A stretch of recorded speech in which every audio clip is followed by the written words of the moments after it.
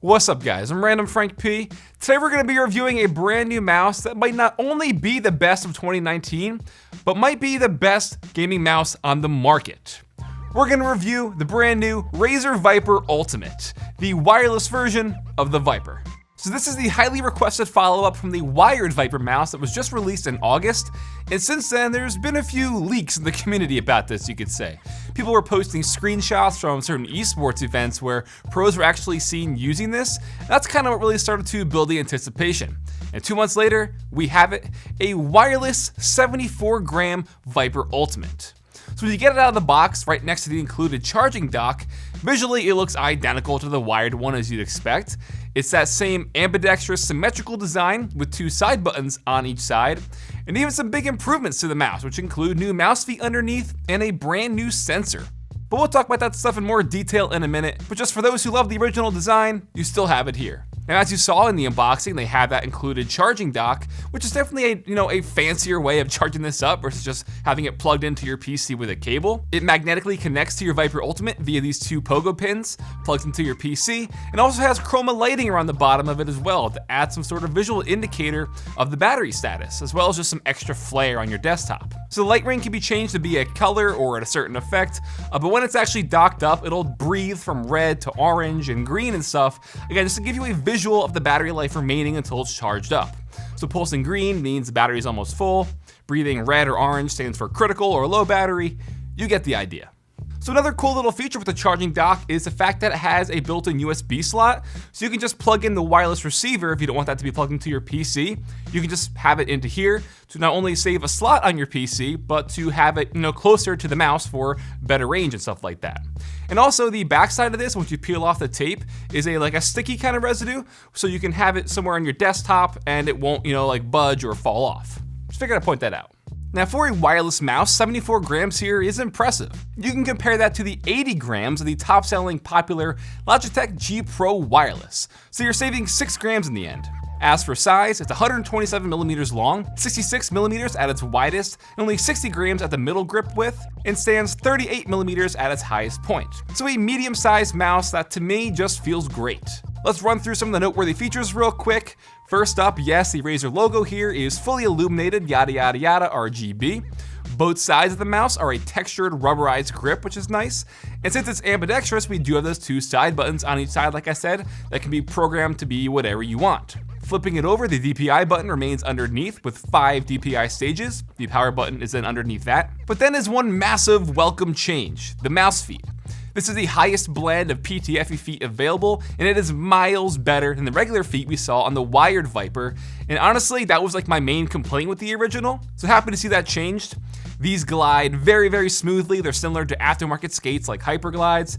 You can see on the top and the bottom, the feet are different sizes, but that's gonna compensate for the charging dock there, but they still just feel way better. And to show you real quick on my Glide 38, it definitely coasts just by giving it, a little push, which that's what you want to see from mouse feet like this. Then on a cloth mouse pad, it still feels really nice with 0 scratchiness.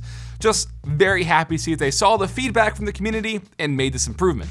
Then for probably the 3 most important things about this mouse: the sensor, optical switches, and battery life. First, the new Razer Focus Plus optical sensor inside goes up to 20,000 DPI. Unnecessary, yes, but it's more than just that with the sensor. The Focus Plus does some pretty cool things to ensure you're getting the best possible experience when gaming. First is their hyperspeed technology, which makes this 25% faster than any other wireless mouse out there. And yes, hyperspeed, Logitech light speed, we're looking at you, but the sensor here is just more reliable. So for example, in the G Pro Wireless, you can set it to the 1000 Hertz polling rate, but in reality, you're only hitting around 993, 994.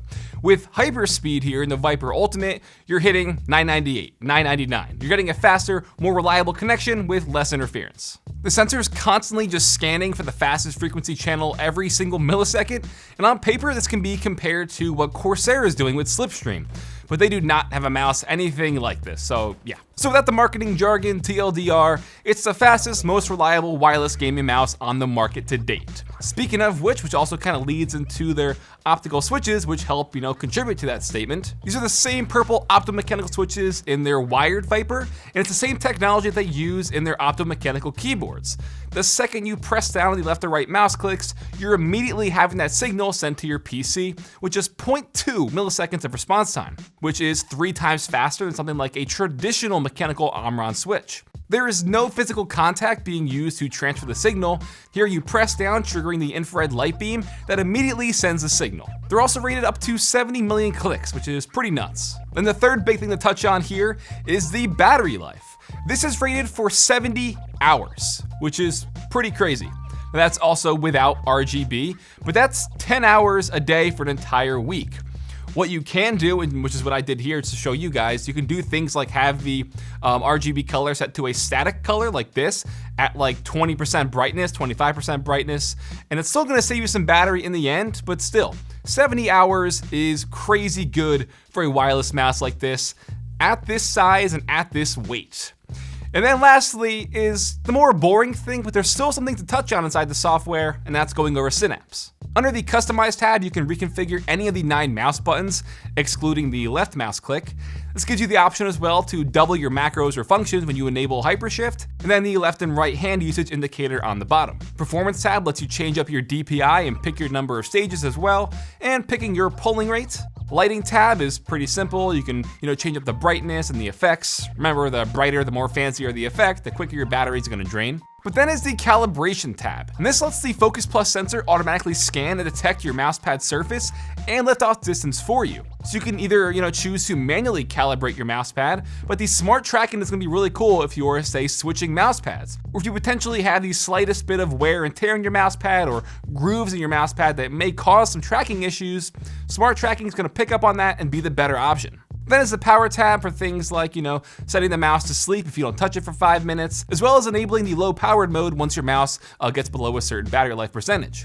But what's also good to note is inside the software, your battery life and the percentage left can constantly be seen in the top right corner, which, believe it or not, most companies tend to overlook, or they just hide the battery life percentage somewhere. So it's good to see that you can, just have that wherever in the software. Then also under the accessory tab up top is for the charging dongle itself. And this is where you can just, adjust the lighting effects to this, or the brightness to the dock, sync the effects to your mouse, and so on. And as you can see that graph, that does show you the visual battery life indicator like I mentioned in the beginning. So wrapping this up, hands down, the Viper Ultimate is my new go-to, my new daily gaming mouse, which is making me shelve my G502 Lightspeed. It's that good.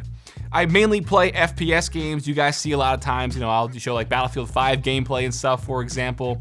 Everything just felt perfect to me.